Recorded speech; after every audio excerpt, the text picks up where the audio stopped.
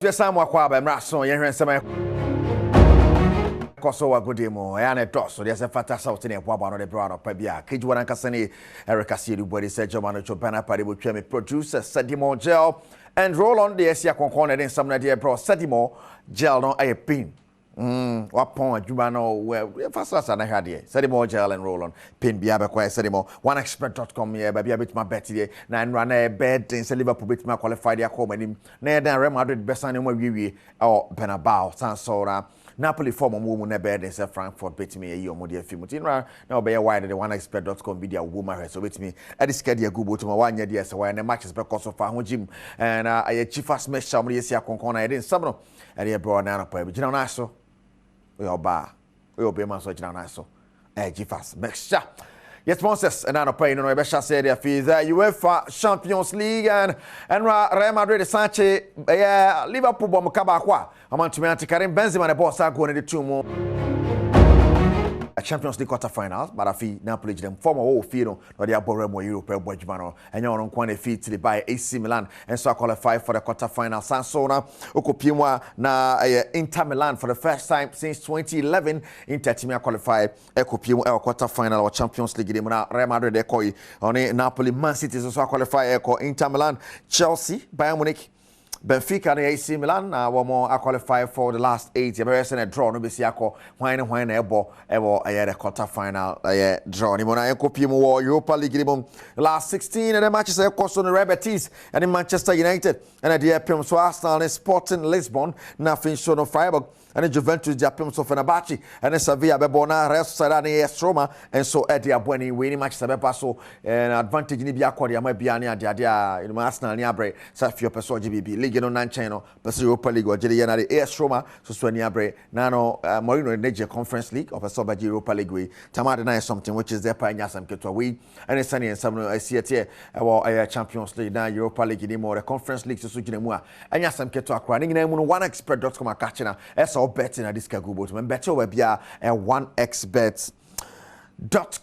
Now Yemrafi MFA when him say Nankai Sagana Afina Yehosi the Africa Games. Now so Yahobwa and to me and you pay ama Sabria 2 games national next year. Now send an MSC can quano yan 3 years or so next year and crab something which is there. Now so Deputy Sports Minister Ora Opoku will be in a day someone to just say baby yes cash be and penny for her Atriska I train but you have you maba Abwam Ghana team crowd I will see games na Jojo.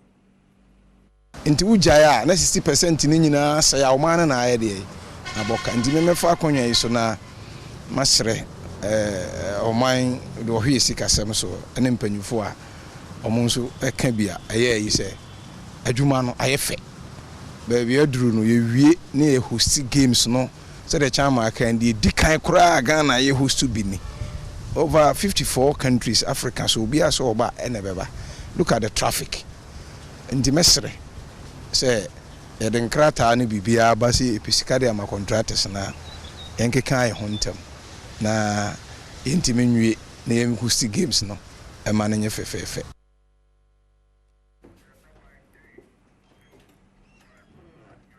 Right, and so I don't know the honorable deputy sports minister they told you fast mixture I can only in some idea bro chief fast was a papa now you copy him one sent for from one himself true you know basso weekend you no dress for funeral committee no or share na to you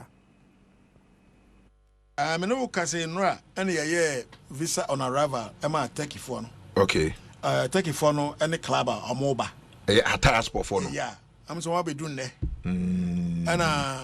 and the years what we do Friday Brunino aye okay what we do on pa because the program be a war you know want me but just say wait to just so 2 Thursday number and you know it's a lot Brunino or ba and the family okay Ketokreku for instance me no can say Prosper Senado and Makado wo Rwanda. Yeah, Rwanda. Elective Congress, no, yeah. But Kurt into me and call because there is no way he can leave this program and go to the FIFA program. And you know, that is it.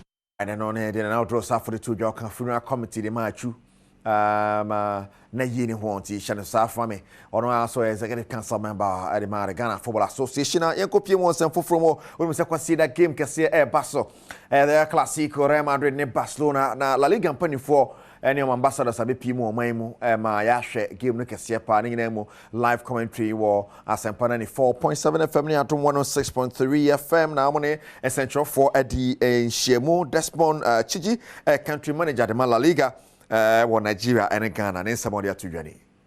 We just had a wonderful moment where we talked about La Liga grassroots program. It's a wonderful program. The grassroots program has to do with the development of grassroots footballers, players at the grassroots level. And this grassroots program has also to do with player. It has to do with player development. It has to do with coaching, coaches training, coaching seminars and coaching training. It also has to do with coaching, scouting missions. It also has to do with engagements, media engagements, and etc. etc. The La Liga grassroots program was born. The idea was born like 3-4 years ago, and before we wanted to make this something popular, we wanted to make sure that we had all the basics covered. And now the basics that we've been covering has been that we have now how do you say it? We have the place, the La Liga Academy in Madrid. So we wanted to have that platform ready. Wanted to have that platform ready before we announced the La Liga grassroots program. So it's a program whereby players can develop themselves, coaches can develop themselves, there can be scouting mission on players and etc. etc. And the idea for this thing is that players, we want to, and the good thing about the La Liga Academy is it's a very versed academy whereby it's not your normal academy, right? It's an academy that has also to do with education. So ours is, the normal popular academy is just academies. They go, they play football, but ours is, we believe that education is also a very, very important part of the development of a football player, because we don't want to just develop players. We also want to develop players who are properly educated so that they can be able to represent their countries, their clubs, their families properly in the right. Sedimo gel and roll on. Okay, one opinion is something dear bro. Sedimo pain never quite sedimo. Ya no de tricky kakani dia be pain bia. Sedimo gel and roll on. Now you could be more instruction for catchy Jumadia instruction for aiding and not them papa facility omaku could yes you honorable Ignatius back for when the D anymore one team no the omo aso ba for soccer academy yomodia na send pitches on my year na dan omaku cruise on clubs akese ni bi kura nye bi o man mo ni ade na kwaku be my show and kwadwo mensa mo show mo na host the ultimate sports show as FM so mo bobwe mu akohede yekoso e won instruction for catchy nansen ya mpenifo ano dem ye omo kamu se ahitafo no nkwa ko pramaso enkohwe ball no enye se akan omo sinago pramaso no ena nya omanfo ne fe nanso how ba ko ne se biaye ye omanfo ne kwa ko gina ana omo kwotena kohwe akansi no ho nya fe na nya akono a dodo na so nkonko gina ho nkotwa ticket enkohwe akansi yi bi enu nti ena eboboku ahodo dodo na de ato omo ho so se wo mo ntwen ena ba ne mfa ne sika mbehemu ansa na omo siesie omo bia ya omo si akan ho ne santi se wodi woni kire bono mantemu a bia ya ye frɛ ho nso atre twimasi krom ena meka ho asemi apopoku oba Ghana Premier League ne mu nkyeye nso atreman enei ni din dankofo ano a ye mo omo fans pa nansa na wo be qualify ena ni a kire Ghana Premier League ne mu no ne wodi nyema aguakwan mu a waye krado na wo twimasi krom ho no esanse mabunu ene omanfo omo mantemu ho tutu na ni makan ni sinti ene wonam so ene mra hyebedwani ya wo sonyane west ononyamfo Ignatius abafo awua wati academy fefe ho no mu a ene oboa ene mra ntomu ni makan ni si no tutu na wamu abafo soccer academy ho sanso ene nso atraman bobokuoru wosi akan o Ghana Premier League ni mu no so wo ho na adwuma papa ya pon ho no ese wani nansa o kachire de kwasi boni be kan facility a ene oboa ene boboko gira ne naso wakukuru de si ho a bibia wo mu bi esanse wo dwene daachi hu nti academy no enye se bo nko a ene nkwada no kokko gira go pamaso ebo ene mom wo de suku waka ho a wo fa nkwada m usua de no na wo sa gira go pamaso bobo ni bi nkwada ne bi anyini iya enei bebre na agina mu won so atrama boboko na kache a Ghana Premier League no wo mu di agro na na no a ekopie biaye ho no na afaye pa ne magro prama nei enso atrama popoko ni sina kan wo so no eno afaye pa se wo si akan wie ye mrante ne gi o ma home no na bibia pie free park na se na fa ensuo yi epetimfu ye iso na wo be pie mu ho a edan hyerepe ena wasiesi wo ye nkodae kwatena mu esuade na de afa ne offices akese a ewo facility se okopie tunnel nim na okọ dressing room ho a abafu die bi pepepe home na we teams ni nyina onko ho enkonko nu ho afa na VIP ho no mo nso enya bayira abrewadwo nkunwa hyerepe ye di mfuye bi agufo mo ho a wotena ho a na se wo bo ni akohuma ani afa impenifo no office ye no ye VIP no se CEO no gina no office kura opaja na nipa no ohwa akansia ibi Badwam Soccer Academy ina afa insu Atraman Football Club no biaya a Honorable Ignatius Bafwewa wakukuru de si wode ama mrantie yi etimu pa afa wuda ne wani e de kire biaya foforo nso a swimming pool yantam ene da ho no mo a bobofo pese omkodwodwo mo ho na omutwale a enumu a na ya omukọ na ye ho nko a tennis ball court wo ho volleyball court agina mu na afa se bobofo ye begina omo na so na ma trentre ma pomu ya e ba bi ba akopɛ na omo bɛkɔ eno ane omo gym center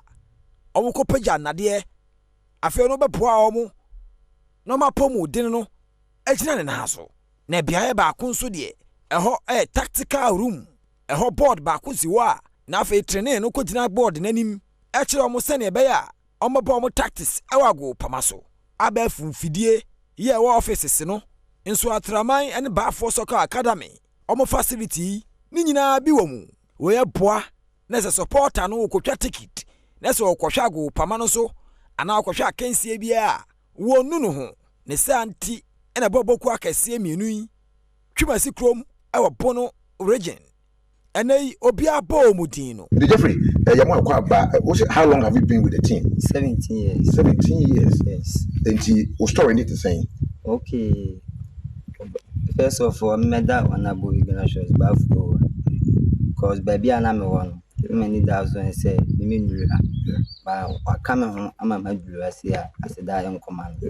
Oh, you did kind of say, now I see into see by a free up and then I would, yeah. I see. It's the embarrassing, what shall I see? I come on, go on about Bafwewa. Yes, I say, oh. Badwam Soccer Academy by see you so And so share development through the academy, no, it by this time, and it is saying, what have you become a better player in terms of when I was a developer? Yes, because first, na me bobo a na nkwa by now, because academy no, na is and I be do me. Intimacy me sua no ma bi e wo ye coach wo. Ene ye no ma bi am sisi my perfect.